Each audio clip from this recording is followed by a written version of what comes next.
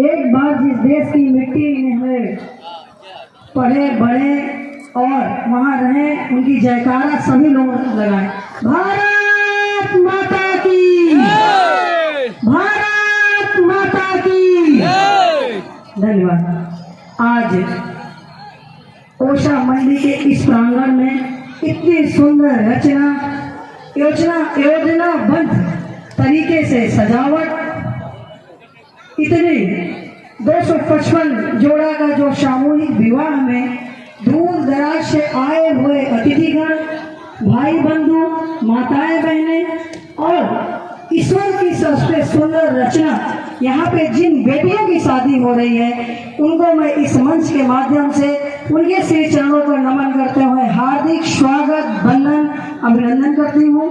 मंचासीन जिले की प्रथम नागरिक हमारी बड़ी छोटी बहन श्रीमती कल्पना सोनकर जी का, मंच में उपस्थित मुख्य विकास अधिकारी महोदय का, मंच में उपस्थित हमारे बड़े भाई पूर्व लाल बहादुर जी का, और मंचासीन जिस नगर पालिका में आज ये सुंदर योजना बंद तरीके से इतने बड़े जोड़ों को आशीर्वाद प्राप्त हो रहा है, ऐसे छोटे भाई श्री वीरेंद्र खाजी जी का, यहाँ पे उपस्थित डीसी मनरेगा, यहाँ पे उपस्थित जिनके तंत्रों के द्वारा निरंतर प्रयास के द्वारा हमारे कौशाम्बी जिले में इतने सुंदर योजना के साथ शादी हो रही, ऐसे हमारे समाज कल्याण अधिकारी और अधिकारी प्रशासनिक गण लगातार जो यहाँ पंडित जी मंत्रोच्चार के माध्यम से हम लोगों को शुभ आशीष देते हैं।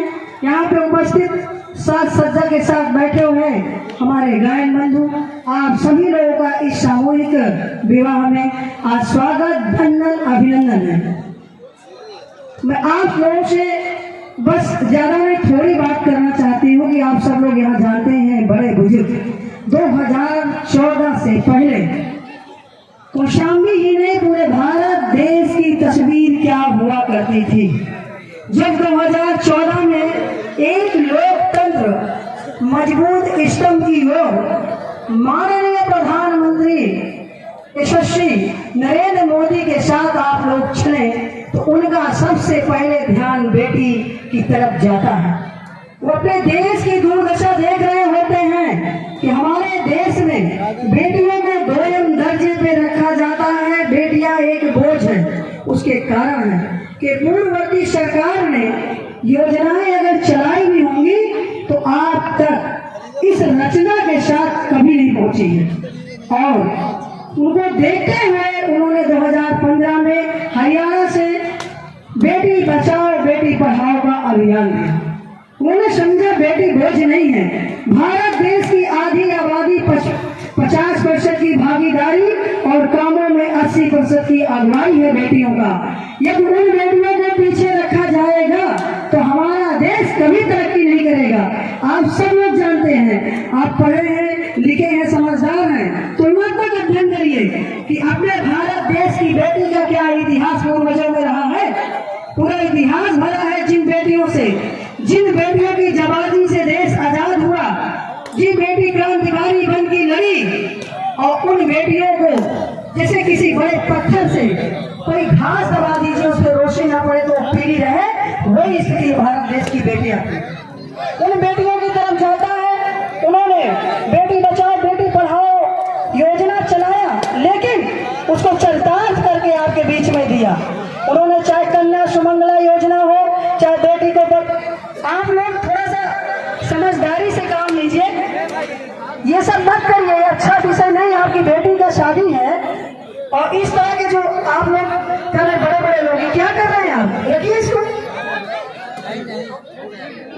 अपने ही सजे सजाए विदाई से पहले ये जो मलबा हिलाने का काम कर रहे हैं ना, अभी रुके नहीं है, इसलिए आपको मिलेगा। क्यों ऐसा काम कर रहे हैं आप सब जानते हैं। हमारी बेटियां बोझ ना थी और ना है और ना रहेगी। भारत की बेटी सशक्त थी, सशक्त है और सशक्त रहेगी। बस उसको क्रमबद्ध जोड़ने का व्यवस्था कहाँ से किया जाए। जब हमारी बेटी का जन्म होता था, उसकी पढ़ाई लिखाई की चिंता, उसके बाद ये दहेज रूपी जो महिषासुर नाम के प्राणी रहते थे, सीधे दहेज की मांग करते थे। माँ बाप डर जाते थे। यदि अपनी बेटी को आप दूर पढ़ने भेजते थे, उसमें भी आपका दहल जाता था। न जाने किस अखबार में, किस सूचना में ऐसे अक्षरों में छपा कुख्यात बलात्कारी के द्वारा बेटी का चीर हरण करते हुए आपको दिखाई दे। तस्वीरें बदली 2014 से 2017 में, जब यशस्वी मुख्यमंत्री जी आते हैं आपके बीच में, जिन्होंने बेटियों का ध्यान दिया। सामूहिक विवाह के माध्यम से किसी भी बेटी विवाह के बिना, दहेज के बिना, किसी भी बेटी का विवाह दहेज के बिना करने का उन्होंने एक संकल्प लिया। और आप सबके बीच में उन्होंने इस रचना को आपकी शादियों में, बेटी के शादियों में ऐसे महानुभाव लोग, मुख्यमंत्री स्वयं उपस्थित होते हैं, विधायक कराते हैं, सांसद कराते हैं। ये एक क्रांति है। अब कोई भी बेटी की शादी में दहेज नहीं मांगा जाएगा। जो यहाँ बेटी शादी कर रही है वो दहेज रहित शादी है। और तो और एक जो बाल मुक्त भारत का अभियान चला है बाल विवाह का, उसमें भी अंकुश लगेगा, क्योंकि पूरा आधार कार्ड एंड डॉक्यूमेंट चेक करके यहाँ शादियां होती हैं। तो इससे उससे भी बचाव है कि नहीं? बस समय कम है। मैं बस इतना चाहती हूँ कि ये जो खर्चे आपके बचे हैं शादियों के माध्यम से यहाँ संपन्न हो गया है, इस पैसे को आप लोग सत्कर्मों में लगाइए। और विवाहित जोड़े को मैं इस मंच के माध्यम से कहना चाहती हूँ, आप लोग एक संकल्प लेके इस प्रांगण से जाएंगे कि हमको नशे से दूर रहना है। शादी तो हमारी हो गई है, हम पारिवारिक गृहस्थ जीवन में प्रवेश कर गए हैं। इसमें हम नशे से दूर रहेंगे तो आने वाली पीढ़ी जो हमारी रहेगी वह भी स्वस्थ उसका जन्म होगा। इन्हीं सब शुभकामनाओं के साथ 255 जो जोड़े हैं सभी को मैं हार्दिक शुभकामनाएं और बधाई देती हूँ। पुनः आप सब लोगों का अभिनंदन करते हुए अपनी वाणी को विराम देने से पहले जय हिंद, जय भारत। बहुत बहुत धन्यवाद महोदया जी का। आपने इन नवविवाहित जोड़ों को अपना आशीर्वाद दिया। और बता दें कि आज कौशाम्बी के समस्त ब्लॉकों से, समस्त नगर पालिकाओं से वधुओं ने अभिभावकों की प्रथम नागरिक जिला पंचायत अध्यक्ष महोदय